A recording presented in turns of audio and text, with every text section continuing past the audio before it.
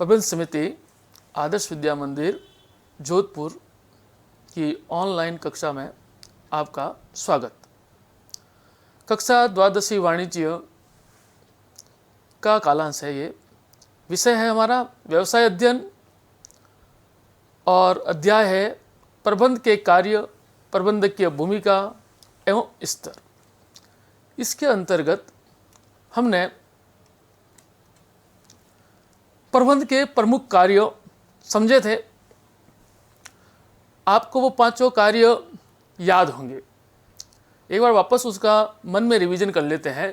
प्रबंध के जो प्रमुख कार्य थे, नियोजन, संगठन, निर्देशन, नियंत्रण व समन्वय, इन पांचों कार्यों को दूसरे कार्यों की सहायता से किए जाते हैं। तो आज का हमारा विषय है प्रबंध के सहायक कार्य। प्रबंध के जो प्रमुख कार्य को संपन्न करने के लिए उसके उपभाग या सहायता के लिए जो कार्य किए जाते हैं वो सहायक कार्य कहलाते हैं। सहायक कार्य संगठन, प्रबंधक, संसाधन के अनुसार कई हो सकते, बहुत सारे सहायक कार्य होते हैं। हर प्रबंधक के लिए अलग अलग सहायक कार्य होते हैं, क्योंकि प्रबंधक जो होते हैं, पहले पूर्व में मैंने बताया था आपको, 3 स्तर पर होते हैं, उच्च स्तरीय, निम्न स्तरीय, मध्य स्तरीय। तो तीनों स्तर पर काम करने वाले प्रबंधक अलग अलग होते हैं, उनके काम करने के तरीके अलग अलग होते हैं, तो इसलिए उनके सहायक कार्य भी अलग अलग होते हैं। इसलिए मुख्य रूप से आज हम उच्च स्तरीय, मध्य स्तरीय और निम्न स्तरीय तीनों स्तरों पर जो प्रबंधकों के प्रमुख कार्यों में सहायता प्रदान करने वाले कार्य है, उन कार्यों का अपन अध्ययन करेंगे और उन्हें समझने का प्रयास करेंगे। पहला कार्य है निर्णय, दूसरा नियुक्त करना, तीसरा नवाचार, चौथा संप्रेषण और पांचवा है प्रतिनिधित्व। इन कार्यों के अंतर्गत अब इन कार्यों को अपन विस्तार से समझने का प्रयास करते हैं। तो सबसे पहला कार्य आता है निर्णय।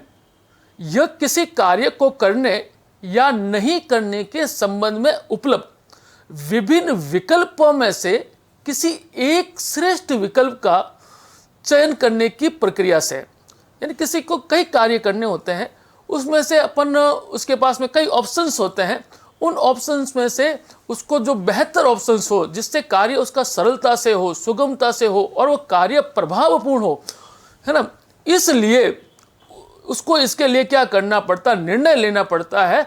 और जो उसको विकल्प प्राप्त होते हैं उसमें से श्रेष्ठ विकल्प का क्या करना पड़ता है, उसको चुनाव करना पड़ता है।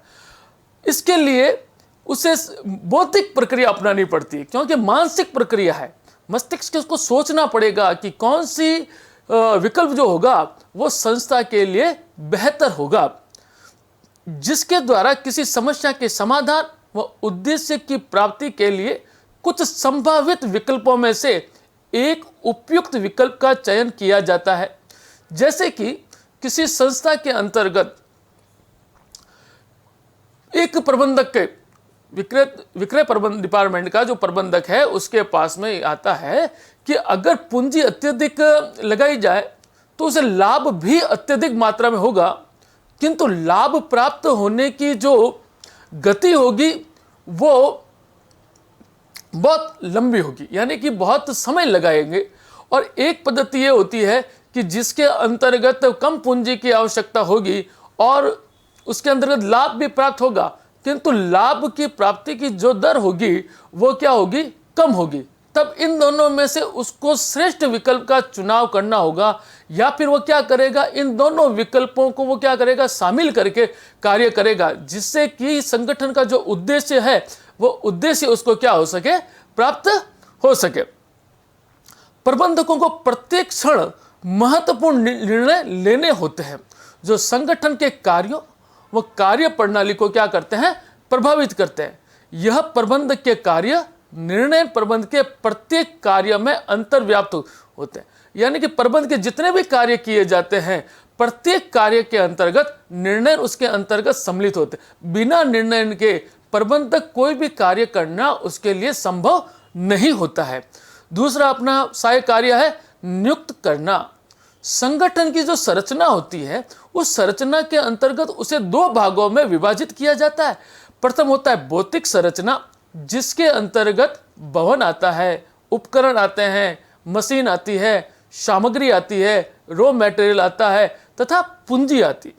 दूसरा है मानवीय संरचना। संगठन संरचना निर्धारण के उपरांत इसमें सृजित विभिन्न पदों पर योग्य व्यक्तियों की क्या की जाती है, नियुक्ति करना जरूरी होता है। भौतिक संसाधनों को चलाने के लिए भी किसकी आवश्यकता होती है? व्यक्तियों की आवश्यकता होती है, मानव की आवश्यकता होती है। इसलिए मानव शक्ति का नियोजन एवं मानव शक्ति प्रबंध की हमें क्या होती है? आवश्यकता होती है। बिना मानव शक्ति के अपन किसी भी संगठन का जो उद्देश्य है उस उद्देश्य को किसी भी सूरत में, किसी भी हालात में अपन प्राप्त नहीं कर सकते। तो नियुक्तिकरण के अंतर्गत शामिल किए जाने वाले हमारे जो प्रमुख कार्य है जिनके बारे में सोचना होता है वो निम्नलिखित है।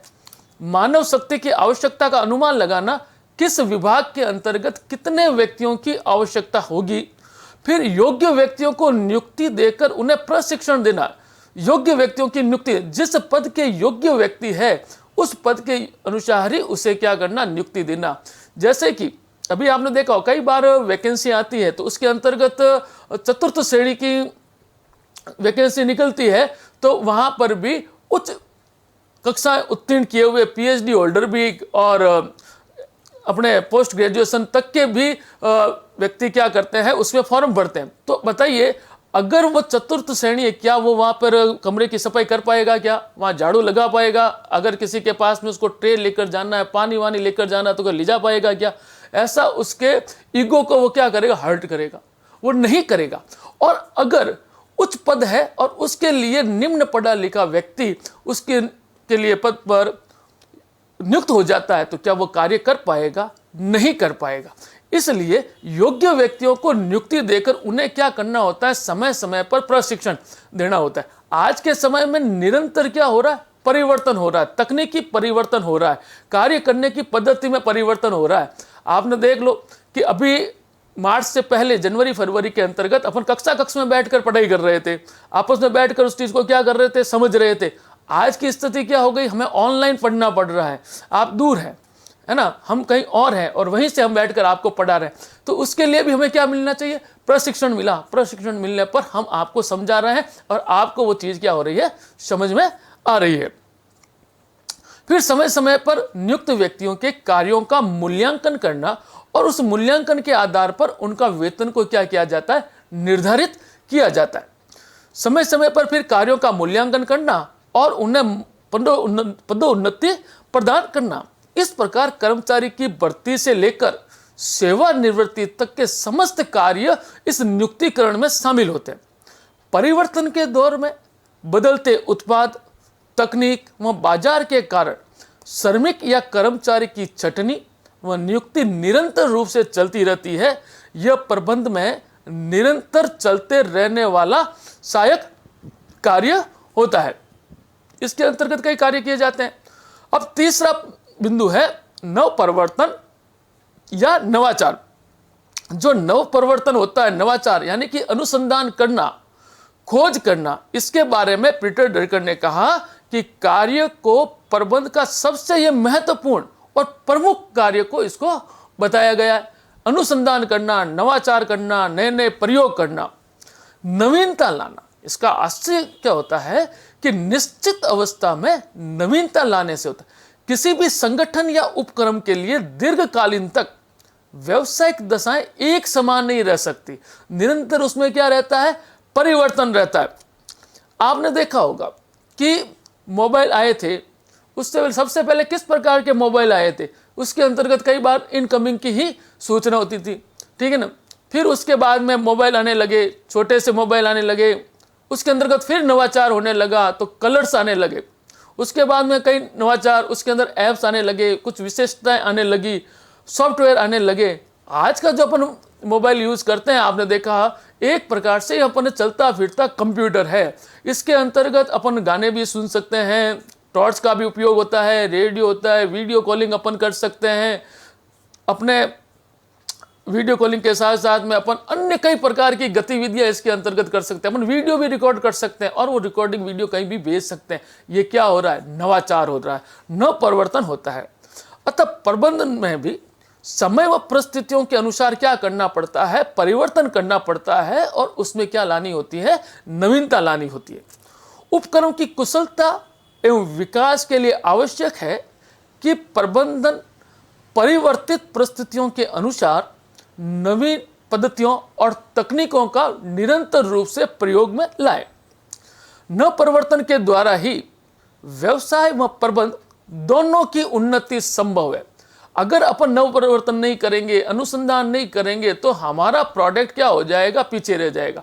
एक सिंपल से उदाहरण से इस चीज को बताता हूं।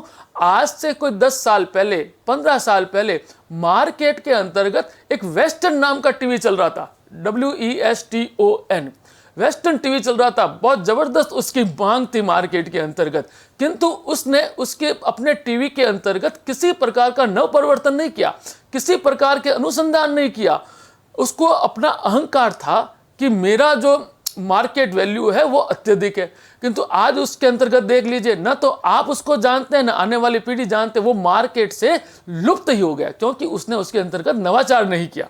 आज अपन टीवी देखते हैं तो कई प्रकार की LED टीवी आ गई है, जिसके अंतर्गत अपने मोबाइल से उस टीवी को अपन क्या कर सकते हैं? चला सकते हैं।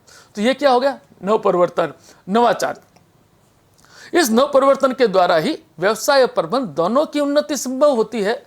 प्रबंध की सफलता इसमें नव परिवर्तन लाने पर ही निर्भर होती है तथा एक प्रबंधक को नए बाजार का इसके लिए क्या करना पड़ेगा? सृजन करना होगा, खोज करनी होगी।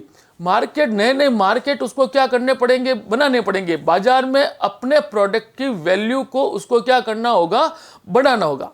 उसके लिए उसे कच्ची सामग्री को सस्ती दर पर प्राप्त करने हेतु नए आपूर्तिकर्ता की उसे क्या करनी पड़ेगी? खोज करनी पड़ेगी। यह भी एक नव परिवर्तन के अंतर्गत आता है कि जिस रॉ मटेरियल की आपको आवश्यकता है, जिन कल पुर्जों की आवश्यकता है अपना उत्पाद बनाने के लिए, वो सस्ती दर पर हमें कहाँ मिल सकता है? खोज करता है। नई तकनीक व मशीनें ढूंढना एवं समस्त कार्य कुशल प्रबंधक ये निरंतर रूप से इसको क्या करना पड़ता है? कार्यों को करना होता है।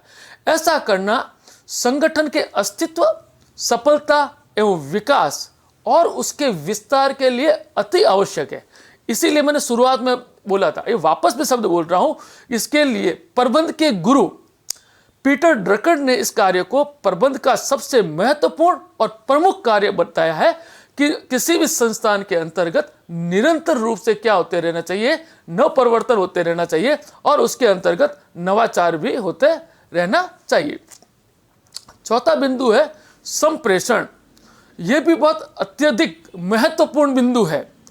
प्रबंध प्रक्रिया में अभिप्रेरणा के बाद संप्रेषण का स्थान है। अभिप्रेरणा का शब्द अपन ने पिछली कक्षा जो लगी थी उसके अंतर्गत समझा था कि किसी भी संस्था के अंतर्गत मोटिवेशन जो होता है वो 2 प्रकार का होता है। एक होता है वित्तीय और एक होता है अवित्तीय। वित्तीय के अंतर्गत आज अपने कोविड 19 के कारण कई लोग वित्तीय संकट में फंसे हुए हैं। तो कोई प्रबंधक किसी कर्मचारी को यह कहता है कि अगर आप ये कार्य अधिक मात्रा में करेंगे या इस कार्य को आप सफलतापूर्वक करेंगे तो आपको 1000 रुपया या 2000 रुपये का विशेष भत्ता दिया जाएगा। तो वह कार्य क्या करेगा? व्यक्ति उस कार्य को मन लगाकर कार्य करेगा और उसे प्राप्त करने की कोशिश करेगा। तो इससे क्या होगा? संगठन की सफलता और कुशलता बढ़ेगी। तो ये क्या हो गई? वित्तीय अभिप्रेरणा। अगर मान लीजिए किसी व्यक्ति की, कर्मचारी की इनकम ही वार्षिक पैकेज 12 लाख रुपए का मिला हुआ है, अर्थात उसको 1 माह का वेतन कितना मिल रहा है? 1 लाख रुपए। और अब 1 लाख रुपए उसको मिल रहा है और उसको कह दिया जाए कि आपको 1000 रुपया या 2000 रुपये का भत्ता मिलेगा, तो क्या उसको अभिप्रेरित होगा? वो नहीं होगा। तो उसके लिए उसको क्या कहा जाएगा? भाई आपको आपके घर से अपने संस्थान तक लाने के लिए कार आएगी, उसके अंदर ड्राइवर होगा। तो जब वो ड्राइवर आएगा, कार आएगा, जिस क्षेत्र में वो रहता है, और ड्राइवर उतरेगा, उसका ब्रीफकेस लेगा, उसे अंदर बैठाएगा, और जब वो देखेगा उसके चारों तरफ जान पहचान वाले उसको देख रहे हैं और गाड़ी लेकर वापस आएगा, शाम को इस प्रकार से घटनाक्रम होगा तो लोग उसकी तारीफ करेंगे। तो उससे वो क्या होगा? अभिप्रेरित हो, ये अवित्तीय हो गया। तो ये मोटिवेशन है। तो इस मोटिवेशन के बाद में, अभिप्रेरणा के बाद में संप्रेषण का स्थान है। यह प्रबंध का एक महत्वपूर्ण कार्य होता है। हमारे यहाँ पे संप्रेषण से अर्थ है सूचनाओं का एक व्यक्ति से दूसरे व्यक्ति को, एक स्थान से दूसरे स्थान को सहवहन, सहवहन का मतलब ले जाना, करने से, जिससे दूसरा व्यक्ति आसानी से और स्पष्ट रूप से उसको समझ सके। अगर अपन ने देखा होगा, कई बार अपन फोन पे बात करते हैं, अगले की बात समझ में नहीं आती है तो भी अपन हाँ हाँ करते रहते हैं, और जब हाँ हाँ करते रहते तो अंतोगत्वा हमारे साथ में क्या होता है कि हमें बात समझ में नहीं आती है, और जो पहले बात करने वाला व्यक्ति था, जो सूचनाएं हमसे चाहता था, हम उसे वो सूचनाएं नहीं दे पाते, और जब सूचनाएं नहीं दे पाते हैं तो फिर हमारी क्या स्थिति होती है। तो संप्रेषण बहुत जरूरी है इसके कारण, जिससे दूसरा व्यक्ति आसानी से और स्पष्ट रूप से समझ सके और उपक्रम के लक्ष्यों की प्राप्ति में सहायता दे सके। यह संप्रेषण जो होता है वो दो तरफा प्रक्रिया होती है, क्योंकि संप्रेषण तभी प्रभावकारी होता है जब सूचना देने वाला तथा पाने वाले दोनों में विचारों का समुचित आदान और प्रदान हो। वास्तव में अभिप्रेरणा तथा संप्रेषण जो होते हैं वो एक दूसरे से जुड़े कार्य। उचित संप्रेषण के अभाव में कर्मचारियों को अभिप्रेरित करने की योजना जो है हमारी, वो कारगर साबित नहीं होगी। अगर अपन संप्रेषण सही तरीके से नहीं कर पाएंगे तो उस व्यक्ति को अपन अभिप्रेरित भी नहीं कर पाएंगे। अतः योजनाओं को सफल बनाने के लिए उच्च प्रबंध द्वारा केवल निर्देश दे देने से ही काम पूरा नहीं होता है। जब तक कि निर्देश सही रूप से और शीघ्रता के साथ कर्मचारियों को संप्रेषित न हो, यानी कि तुरंत जो उच्च प्रबंधक जो निर्देश देते हैं उन निर्देशों को नीचे के स्तर तक जो कार्य करने वाले व्यक्तियों को वो निर्देश तुरंत प्राप्त हो जाने चाहिए, और उनके संबंध में कर्मचारियों की प्रतिक्रिया तथा सुझाव जो प्रबंधकों तक न पहुंचे, यानी कि जो श्रमिकों द्वारा, उच्च प्रबंधकों के द्वारा श्रमिकों तक और नीचे अधीनस्थ व्यक्तियों को जो सूचनाएं दी जाती है, उस सूचनाओं का वापस जो प्रतिक्रिया है वो प्रतिक्रिया उच्च प्रबंधकों तक नहीं पहुंचती है तो संप्रेषण उचित रूप से नहीं होगा, और जो उन्होंने दिशा निर्देश दिए हैं उस दिशा निर्देश की प्राप्ति नहीं हो पाएगी। अतः हम संप्रेषण को प्रमुख रूप से 3 भागों में बांट सकते हैं। पहला है अधोमुखी संप्रेषण, दूसरा ऊपरीमुखी संप्रेषण, और तीसरा क्षैतिज संप्रेषण। ये चित्र के माध्यम से हम समझेंगे। अधोमुखी संप्रेषण, ये अधोमुखी का मतलब क्या हुआ, ऊपर से नीचे की ओर, यानी कि जो ये संप्रेषण होगा ये प्रबंधक किसको सूचना देगा, फोरमैन को सूचना देगा, पर्यवेक्षक को सूचना देगा, और पर्यवेक्षक श्रमिक को इसके लिए क्या करेगा, सूचना देगा। अब फिर इसके लिए ऊपरी मुखी संप्रेषण, यानी कि जो संप्रेषण होगा, जो उच्च विभाग से प्रबंधकों से जो दिशा निर्देश अपन को प्राप्त हुए, उन दिशा निर्देशों की जो प्रतिक्रिया होगी, उन प्रतिक्रिया को उच्च प्रबंधकों द्वारा किस प्रकार पहुंचाई जाएगी, तो उसके लिए क्या आएगा, ऊपरी मुखी संप्रेषण। ऊपरी मुखी का मतलब ही क्या हुआ, ऊपर की ओर जाना, अर्थात जो श्रमिक प्रतिक्रिया देगा वो पर्यवेक्षक को देगा, पर्यवेक्षक उस को किसको देगा, उच्च प्रबंधक को इसके बारे में क्या करेगा, सूचना देगा। तो अभी हमने कौन सा समझा, एक तो अधोमुखी समझा और दूसरा क्या समझा, ऊपरी मुखी। तीसरा होता है क्षैतिज, यानी कि एक प्रबंधक दूसरे विभाग के प्रबंधक को संप्रेषण करेगा, बात बताएगा, फोरमैन दूसरे विभाग के फोरमैन से, और श्रमिक आपस में श्रमिक बात करेंगे, तो जिसके कारण उस बात का उच्च प्रबंधक के द्वारा जो दिशा निर्देश दिए गए वो दिशा निर्देश उस संगठन के सभी व्यक्तियों को, कर्मचारियों को और मानवीय संसाधनों को उसके बारे में ज्ञात हो जाता है। उसके पश्चात अपना 5वां बिंदु है प्रतिनिधित्व। प्रत्येक व्यवसाय को प्रभावित करने वाली बाहरी घटक व तत्वों से संपर्क में रहना। अपने व्यवसाय के बाहरी तत्व भी होते हैं, बाहरी वातावरण भी होता है। बाहरी वातावरण के अंतर्गत कौन आता है, सरकार आता है, निवेशक आते हैं, हमारे समान ही कार्य करने वाली हमारी प्रतियोगी संस्थाएं उसके अंतर्गत आते हैं, हमारे लेनदार उसके अंतर्गत आते हैं, हमारे ऋणदाता उसके अंतर्गत आते हैं, हमारे अंशधारी उसके अंतर्गत आते हैं, हमारे ग्राहक उसके अंतर्गत आते हैं। तो इन तत्वों से भी हमारा क्या होना चाहिए, संपर्क रहना चाहिए। उनसे हमें हमारे संबंध, अच्छे संबंध बनाए रखना चाहिए। संबंधों को बनाए रख, संबंध तो बना नहीं, फिर उनसे संबंध बनाए रखना भी है। अगर अपन ने संबंध बना लिए, बनाने के बाद में छोड़ दिए तो धीरे धीरे क्या हो जाएंगे, वह हमारे संबंध जो होंगे वह शिथिल पड़ जाएंगे। तो निरंतर रूप से उन संबंधों को हमें बनाए हुए भी रखना है। निरंतर रूप से हमें अपने ग्राहकों से, हमारे लेनदारों से, हमारे आपूर्तिकर्ता से, हमारे ऋणदाताओं से और हमारे अंशधारियों से, पूंजी निवेशकों से निरंतर हमें वार्तालाप भी करते रहना चाहिए। उनके साथ हमें विचार करना, गोष्ठियां करना तथा संगठन के हितों की सुरक्षा करना, यह समस्त कार्य आज के युग में अति आवश्यक हो गया है। इसके लिए प्रबंधक को संबंधित एसोसिएशन, दल या संघ में हिस्सा लेने के लिए संगठन का क्या करना होता है, प्रतिनिधित्व करना पड़ता है।